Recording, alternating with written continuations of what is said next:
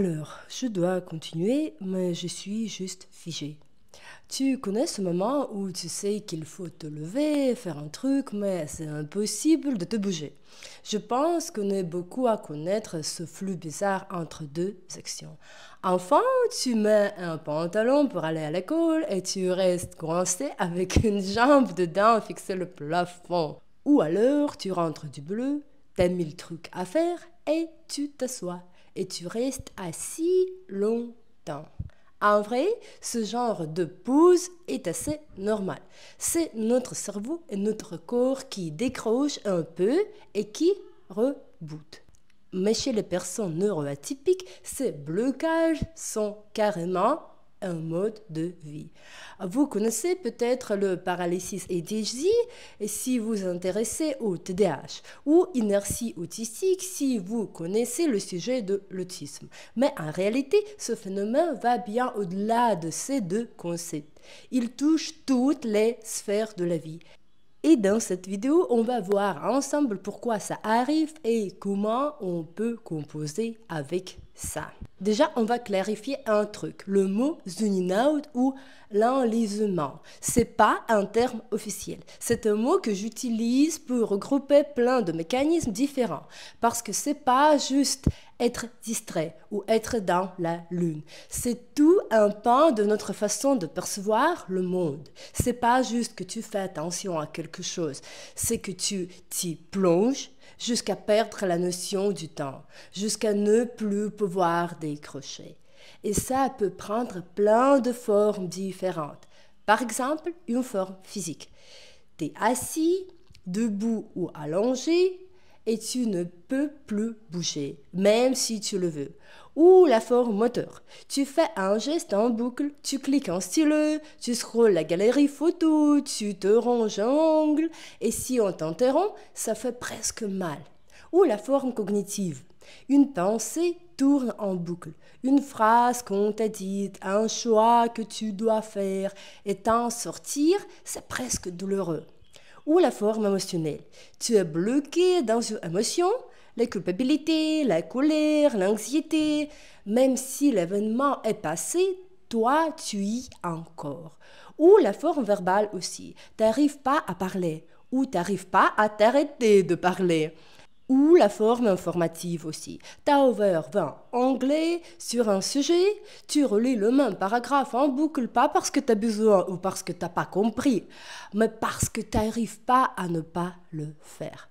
Ou la forme esthétique aussi. Parfois, tu regardes juste la lumière, l'eau, l'ombre d'une tasse sur la table et tu peux pas décrocher parce que c'est beau, vraiment, comme sacré.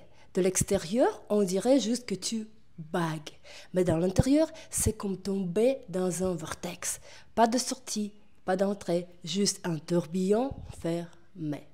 Et maintenant, parlons de déclencheurs, parce que ce qui déclenche un freeze, c'est pas une humeur, c'est bientôt une surcharge. Pourquoi on zone autant? Parce que ce n'est pas un comportement isolé, c'est tout un fonctionnement neurologique. Chez les personnes neuroatypiques, le blocage, ce n'est pas juste un moment chelou, c'est un état global de dérégulation. Attention, émotion, mouvement, pensée, tout est impliqué. Chez les neurotypiques, l'attention est souvent diffuse. Elle suit le rythme du monde extérieur et se déplace facilement. Mais chez les personnes neuroatypiques, surtout les personnes autistes, c'est l'inverse. On a ce qu'on appelle une attention monotropique, ultra concentrée sur un seul truc. Changer de tâche, changer de sujet, c'est extrêmement difficile. Il y a aussi des anomalies sensorielles. Parfois, tout est trop fort. Parfois, tu ressens rien. Et le problème sensoriel, c'est une trait commune entre les personnes avec TDAH et les personnes avec l'autisme. Mais quand on parle de TDAH, on parle bientôt de hypersensibilité, surtout l'hypersensibilité au son, au bruit, etc.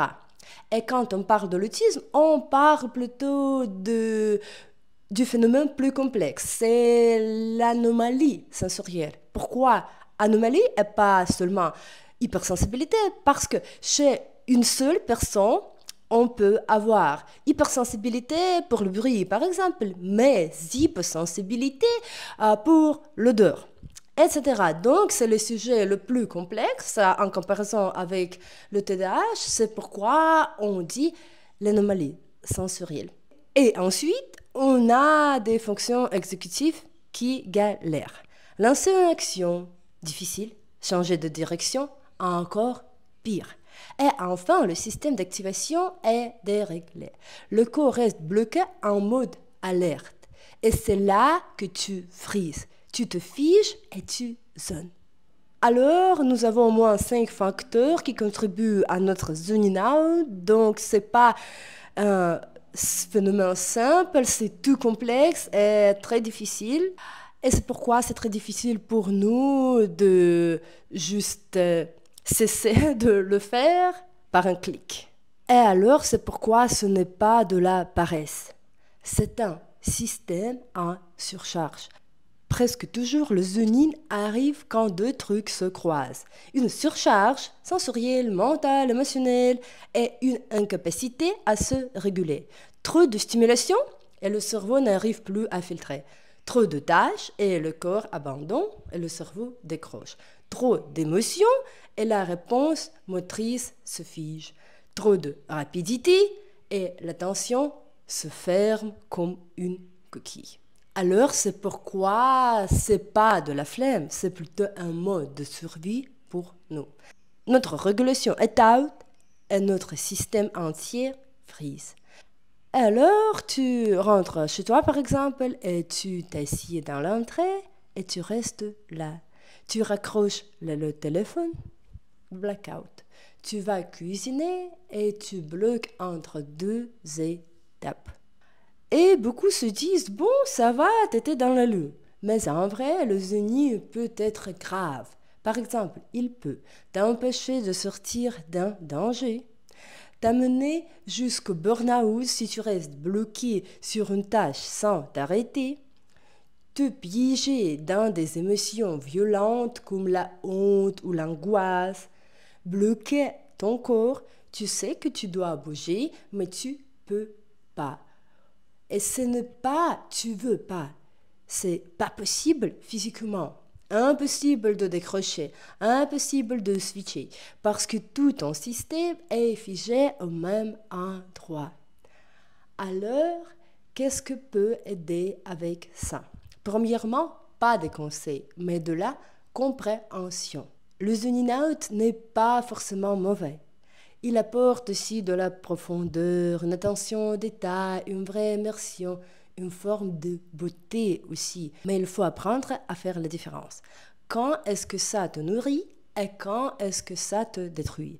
Ce qu'on a besoin, ce n'est pas qu'on nous dise « bouge-toi », mais qu'on nous crée un environnement où on peut recevoir un rappel doux pour changer de tâche, avoir un cadre de temps léger, être aidé à sortir du flot sans être brusqué et surtout qu'on voit quand on est en train de zoner.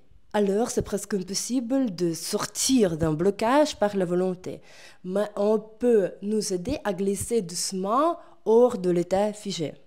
Par exemple, par la prise de conscience. Je suis figé parce que je suis en surcharge. Avec transition prévisible, moins d'imprévus, et avec des routines claires. Ensuite, un ancrage externe. Minuteur, rappel, petite liste avec un seul premier pas. Soutien humain. Quelqu'un qui te voit, qui te rappelle doucement où tu es. Et légitimité. Tu as le droit de zoner et parfois, il faut juste laisser ton corps refroidir. Le plus important, te voir et te reconnaître. Pas te farcer, pas te juger, mais te dire « je suis bloqué ». J'ai pas besoin de plus de volonté, j'ai besoin de douceur.